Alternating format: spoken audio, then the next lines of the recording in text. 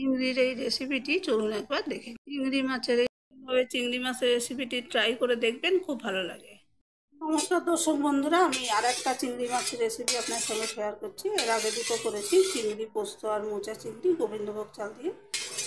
এই রেসিপিটির জন্য আমি এখানে সরষের তেল ভালো করে গরম করে নিয়েছি, আর কিছু পেঁয়াজ কুচিয়ে রেখেছি, 6টা পেঁয়াজ আছে, ওইগুলো দিয়ে দিচ্ছি। তাড়াতাড়ি ভাজা হওয়ার জন্য একটু নুন দিচ্ছি। এখানে পেঁয়াজের পরিমাণ চিংড়ি মাছের পরিমাণ বুঝে নিতে হবে। আমি এখানে অল্প মাছ করবো, সেজন্য সেই হিসেবে পেঁয়াজ নিয়েছি। পেঁয়াজগুলো আমি একটু ভালো করে ভেজে নেব। পেঁয়াজগুলো হালকা ভাজা হয়েছে। এখন আমি কিছু আলু কেটে রেখেছি, আলুগুলো দেবো। আপনারা কেউ রেসিপিটি ট্রাই করলে আলু বাদও দিতে পারেন, তবে আমি একটু আলু দিয়ে করব। এবার আমি আলুগুলো দিয়ে দিচ্ছি। আলু পেঁয়াজ একসাথেই ভাজা হয়ে যাবে। দেখুন, আমি যে পেঁয়াজটা ভাজছিলাম সেটা এরকম ভাজা হয়েছে, এর থেকে বেশি আর ভাজবো না আমি। আর আলুগুলো প্রায় নরম হয়ে গেছে ভাজতে ভাজতে। এখন একটা মশলার পেস্ট আমি এতে দেবো, বলে দিই কী কী আছে। এখানে আমি দই দিয়ে কাজু বাদাম, আমন্ড, একটু আদা, রসুন, একটা ছোট্ট পেঁয়াজ, একদম ছোট্ট পেঁয়াজ, এগুলো বেটে রেখেছি। এই মশলাগুলোকে দিলাম। এবার গ্রাইন্ডার দিয়ে বাকি মশলাটা আমি দিয়ে দেবো। গ্রাইন্ডারে লেগে থাকা মশলাগুলো আমি দিয়ে দিয়েছি। এই পর্যায়ে দিচ্ছি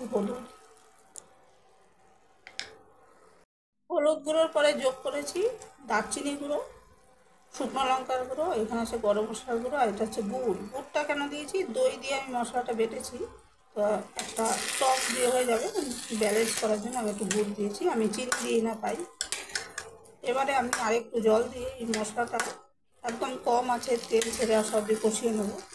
কারণ এখানে বাদাম দিয়েছি আমি, বাদামের জন্য তলায় ধরে যেতে পারে বেশি আঁচ দিলে। আর মাঝে মাঝেই নাড়াচাড়া করে কষিয়ে নিতে হবে। আর আজকে আমি ধনে, জিরে, গোলমরিচ এসব কোনো মশলাই দেবো না, এই দিয়ে রান্না হবে।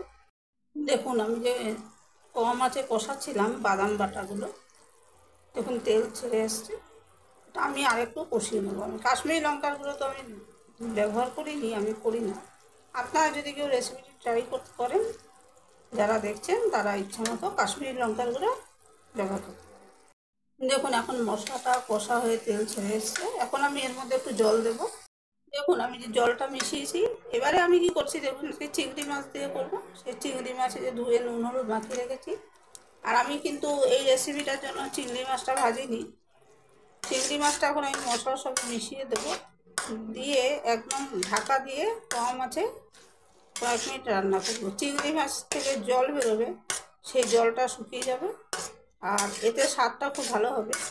আমি এক এক সময় এক এক রকমভাবে করি, কখনো চিংড়ি মাছ আগে ভেজে নিয়েও করি, তবে আজকে এইভাবে করছি। যেসব দর্শক বন্ধুরা রেসিপি দেখছেন তারা এইভাবে ট্রাই করে দেখতে পারেন, খুব ভালো লাগে। এবার চিংড়ি মাছে তো নুন হলুদ মাখানোই ছিল, আমি আর অল্প একটু নুন দিচ্ছি, আগে থেকে বেশি দেবো না, লাগলে আবার দেবো। নুনটা আমি ভালো করে মিশিয়ে দিচ্ছি।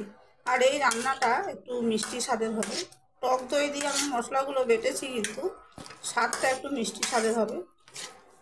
আর যে কোনো আইটেমের সঙ্গে এটা খেতে পারেন, দারুণ স্বাদের হয়। দেখুন, আমি চিংড়ি মাছটা দিয়েছিলাম, যে চিংড়ি মাছের জলটাও বেরিয়ে গেছে, আর মাছটাও নরম হয়ে গেছে। খুব বেশি তো চিংড়ি মাছটা কষালে একদম শক্ত চামড়ার মতো হয়ে যায়, ছিপের মতন। তো সেই জন্য একটু খেয়াল করে নতুন গৃহিণীরা যারা চিংড়ি মাছ রান্না করেন, সে আমার রেসিপি দেখে করার কথা বলছি না, যে কোনো যার রান্নায় দেখেই করুন না কেন, বা নিজের মন থেকে ট্রাই করুন না কেন, চিংড়ি মাছ বেশিক্ষণ দিয়ে রান্না করে ছিপড়ে হয়ে যায়। আমার এটা রান্নাটা হয়ে গেছে, এর থেকে বেশি আর শুকনো করব না আমি, এটাই ঠান্ডা হলে শুকনো হয়ে যাবে। এবার আমি আরেকটি উপকরণ মেশাবো।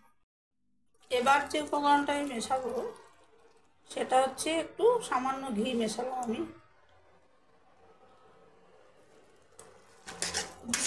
ঘিটা আমি ভালো করে মিশিয়ে দিচ্ছি। আর আমি আঁচে রাখবো না, এটা মাছটা নরম হয়ে গেছে, ঠান্ডা হলে এই গ্রেভিটুকু আরও শুকিয়ে যাবে। এইভাবে চিংড়ি মাছের রেসিপিটি ট্রাই করে দেখবেন, খুব ভালো লাগে।